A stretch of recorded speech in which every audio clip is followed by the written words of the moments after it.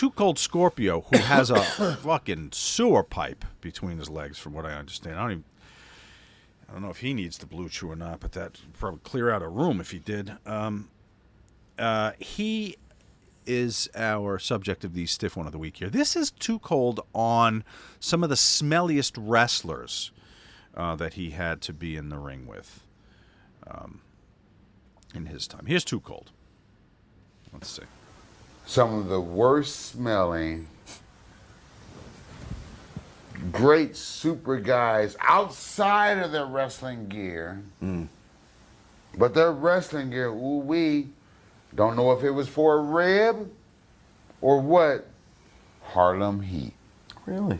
Harlem Heat would not wash their gear. And I don't know if they was doing shit on purpose, doing shit on not, but let me sweat up all in this shit and I'm just gonna throw it in my bag and leave it there until the next time I go out on the fucking road. I ain't gonna wash this shit for about 2 or 3 weeks. And now you don't do that shit, the shit is stuck in it. I don't care how much you wash it, that shit's not gonna come out. How about WWF? I'm gonna say WWF, my best friend, godfather of my son, some of the most stinkiest gear, I would have to say Vader. I was going to guess that. Actually. People used to say Vader, but more or less it was the sweat that was in his mask. Because, you know, leather, you can't wash the leather, the clothes, the knee pads. You know, when you, even myself as a big boy, anybody who sweats a lot and you keep your gear in your bag and you don't take it out and hang it and let it dry out and you got to put it on and you sweat and you do it again. You do that 2 or 3 nights in a row and now you hang out your gear to try to air it out before the show.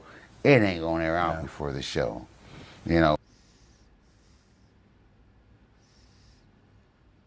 I don't have any volume. Like, you're muted. I did that so I wouldn't laugh into the mic. I worked with Harlem Heat for the better part of 3 years.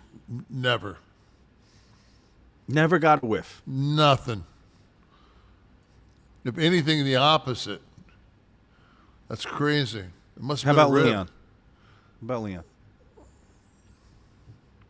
Leon was like, you had to, I used to call that the autopsy fucking match. You got to put the Vicks underneath your nose before you go out there. That was pretty rough. God rest his soul, but God rest that funk too. So Scorp was 1 for 2? Yeah. This is what I don't get. So, I mean, I know I'm OCD as a motherfucker, but every night when I get to the hotel room, the pants were that fake leather, but they had like a soft material on the inside. So you turn them inside out so they can dry. Mm-hmm. And then you take your singlet and you put it in the sink and you put a cap of Woolite. If you don't have Woolite, you use some shampoo from the hotel and you hand wash it. Then you put it in a towel, wring the towel to take the excess water out of it, and then hang that. And then in the morning, if it's still a little damp, you take the hair dryer to it, put a little shot of cologne on it. I mean, it's just, if you want to be funky, you can be funky, but Jesus, man, it's just... Now, did you, I mean, you were put up where you were put up, I guess, or you were responsible for your own... back in the early days, you stayed, we'd say 4 guys in a room sometimes. So would these facilities, and you're getting back at midnight, right? So there's no opportunity to use a washing machine. Oh, fuck, that ain't happening. So this is all sink action we're talking about here. Everything's sink action. Right. Yep. And probably not dry by the next morning, right? So you'd have to stand no, there with but I'm telling you, if you take something that's made of Lycra and you lay it, you put a towel, you fold a towel in half and lay that piece of Lycra in it. And then you fold it over again, and you take that fucking towel and you twist it, so it looks like a fucking. I mean, till there's nothing. I mean, you turn that shit. I mean, and keep twisting it, and all that moisture will come out of that singlet, except for it'll be damp. Well, fuck, you're gonna sleep 6 hours. You get up. If it's still a little bit damp, you take the hair dryer. It takes 3 minutes to go through it, and Would you travel with the detergent, or you buy it? yeah, at the, I mean at with the hotel? woolite, I would bring woolite. Good. Well, you were very considerate of your fellow wrestlers. No, I'm just not a funky motherfucker. I never fucking. I don't care what time it was. When I got out of the ring, I was taking a shower. I was, like I said, we were in Starkville, Mississippi, with the garden hose and the fucking bottles. I'm using that. I mean, I'm doing whatever, whatever's possible.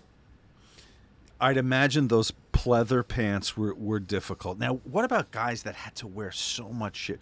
Let's take Doink the Clown, for example. You mean Krusty the Clown? Yeah, there's a headpiece involved, which is going to retain sweat and hair. And what do you think Matt's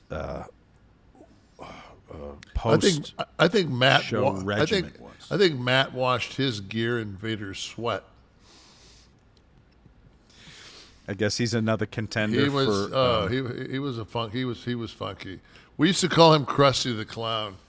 You'd see him at the bar after a show. He'd have the white makeup behind his ears, and I mean, not exactly some. If you're wearing makeup, motherfucker, it's not that hard to.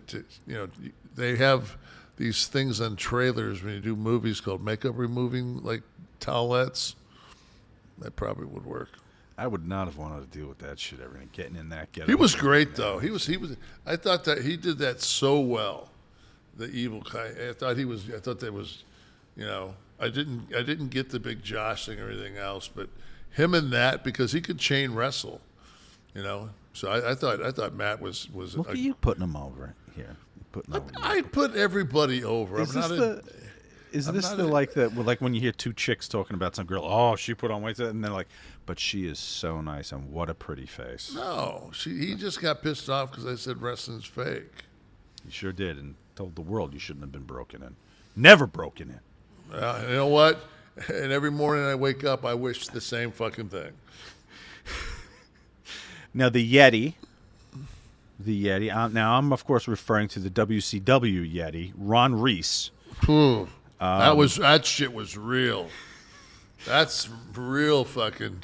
I'm going to debunk this right now and say this was a wrestler named Ronree, trained by Big John Studd, making his World Championship Wrestling appearance as the Yeti, his debut. He actually almost looks man-like with that fucking armpit hanging there. Yeah, if you look closely, it almost resembles skin. Yeah. Through the mummy tape. Nuts. Now this Why is he a Yeti and I was not just a gonna mummy? say a Yeti is a hairy snow creature, right? Right. What this guy looks like that's what Scott and I jumped to. He was chipped out of the block of ice. And he attacked Hogan. My son. Now this, those of you that are enjoying, look at how bad off. Like, go back. Like, you couldn't even have put the motherfucker's mouth, like where his mouth is. It's really that far down? No, that has to be because his eyes. Yeah, you can see his nose. You can see where the actual perforation of his lips are. Then they got this slit. It looks like somebody made a blow-up doll. Yeah, something. There was definitely a wardrobe malfunction there in. Fucking corporate malfunction. In the Yeti. That place was a fucking shit show. We'll talk more about this, Kevin, on Monday, the 20th. Are we going to see some Yeti action?